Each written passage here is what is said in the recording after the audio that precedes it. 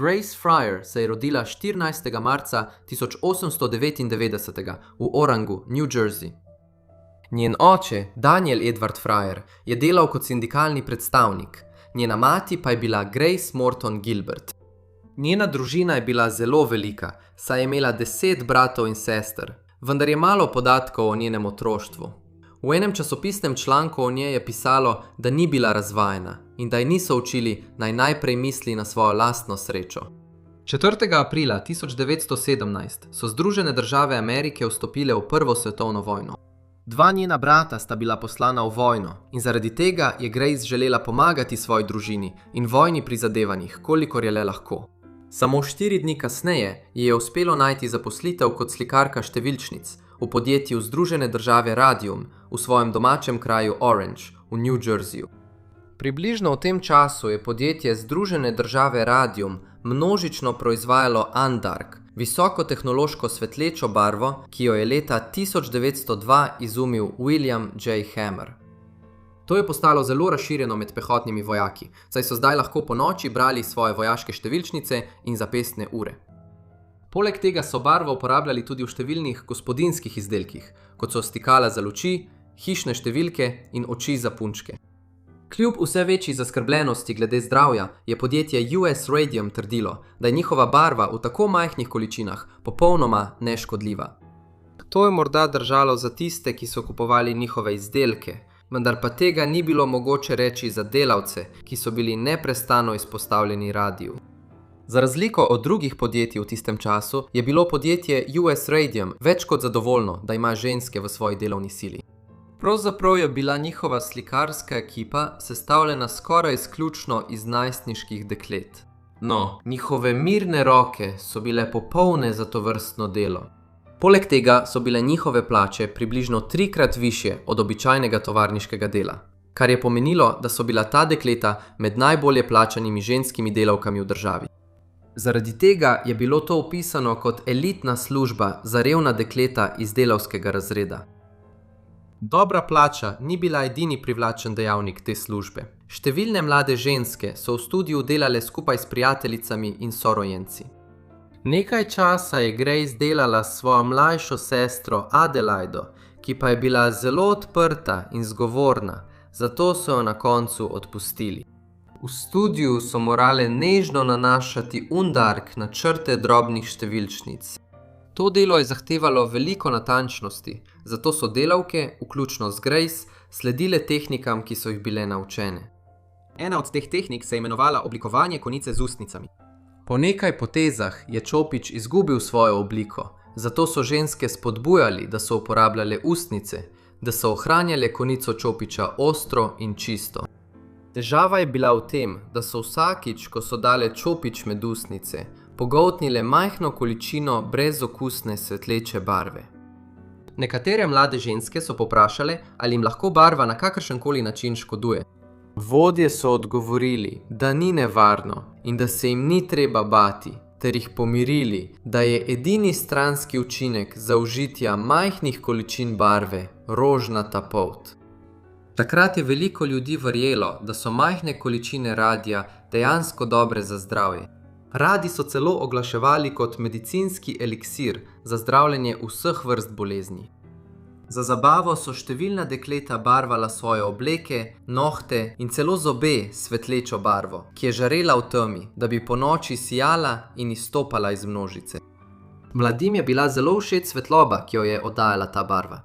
Sčasoma so številni delavci celo začeli žareti v temi. To je bil grozen znak, vendar niso imeli pojma. Te uboge delavke so bile kasneje znane kot dekleta duhovi.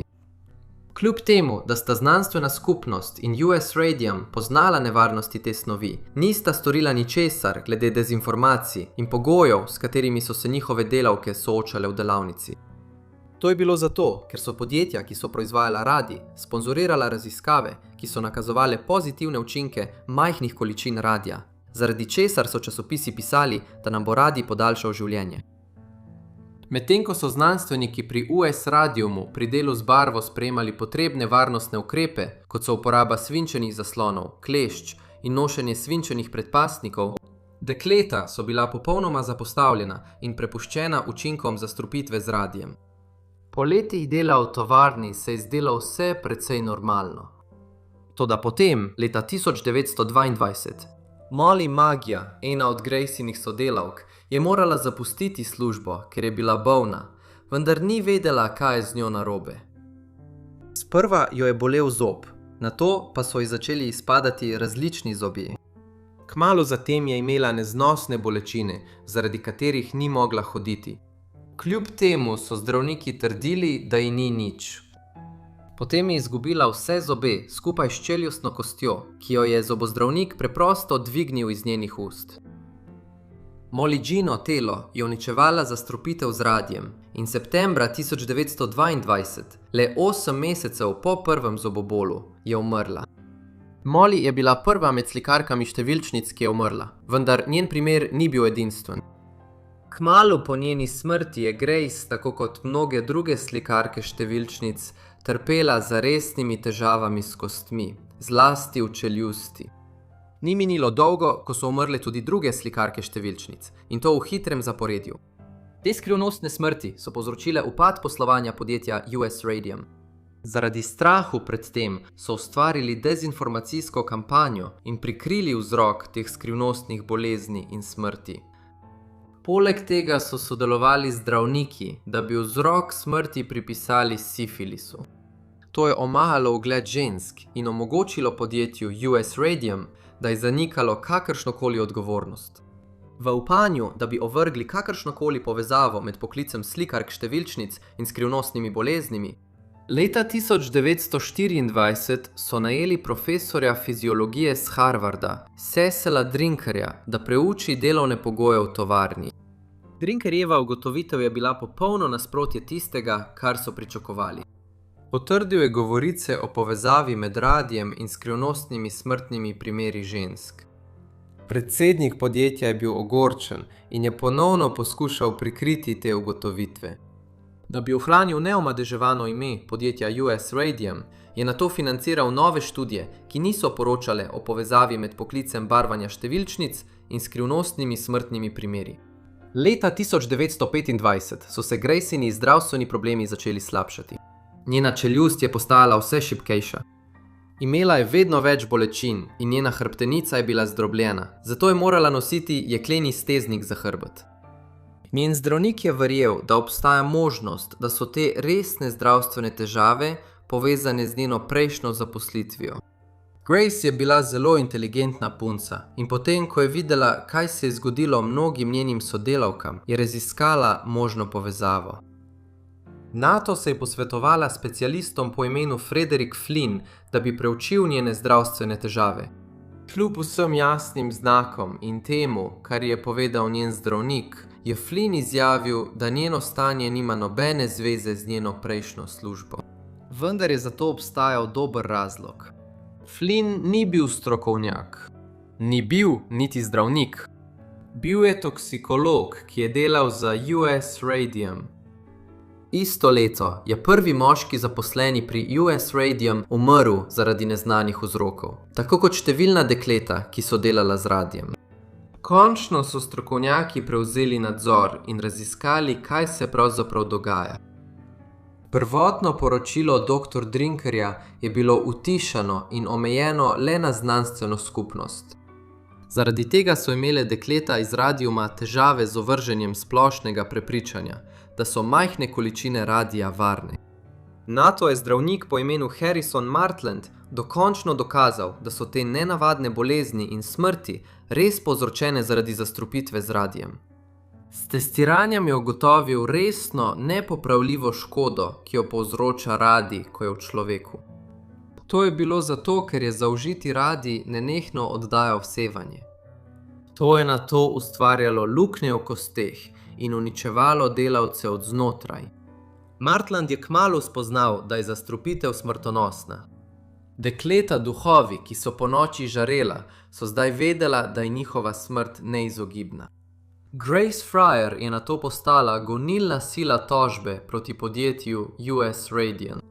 Kljub temu, da so bili resni zdravstveni tveganji zdaj bolj znani, so po vsej državi še vedno zaposlovali slikarke številčnic. Grace je verjela, da ji ni ostalo več veliko časa, vendar je imela dober razlog za tožbo. Rekla je, ni mi mar zase. Bolj mislim na stotine deklet, katerim bo to morda služilo kot zgled. Težava je bila v tem, da je bila industrija radia zelo močna in so celo poskušali diskreditirati Martendove jasne ugotovitve. Zaradi tega so 2 leti številni odvetniki zavračali primer. Kljub tem neuspehom sta njena vztrajnost in inteligenca nazadnje pritegnili pozornost mladega odvetnika po imenu Raymond Berry, ki je bil pripravljen prevzeti primer. Vložil je tožbo proti podjetju US Radium in zastopal Grace ter 4 druge slikarke številčnic, pri čemer je za vsako zahteval $250,000 odškodnine. Sledila je pravna bitka.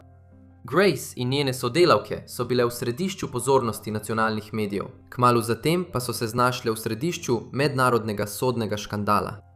Zdravje žensk se je hitro slabšalo, počasno sodno dogajanje pa ni pomagalo. Končno so januarja 1928 prvič stopile pred sodišče. Do zdaj je Grace izgubila vse zobe, ni mogla hoditi in je za sedenje uporabljala opornico za hrbet. Kljub temu so jo novinarji še vedno opisovali kot lepo. Tudi druge dekleta iz Radiuma so bile v podobnem ali še slabšem stanju. No, 2 sta bili priklenjeni na posteljo. Naslednja obravnava je bila aprila, vendar so bila vsa dekleta iz Radiuma preveč bolna, da bi se je udeležila. Sodnik je nato primer preložil na september, ker je bilo veliko prič na počitnicah v Evropi. Ta odločitev je naletela na silovit negativen odziv. Eden od urednikov časopisa je dejal, da je to prekleta parodija pravice. To ogorčenje je pomagalo radijevim dekletom, saj je bila obravnava prestavljena na začetek junija, vendar jim je zmanjkovalo časa. Podjetje US Radium je igrala na čas in poskušala zavlačevati pravni postopek. Poleg tega so nekaterim ženskam zdravniki dali le 4 mesece življenja. Le nekaj dni pred obravnavo je Berry dosegel izvensodno poravnavo. Obupane so radijeve dekleta nejevoljno sprejele ponudbo.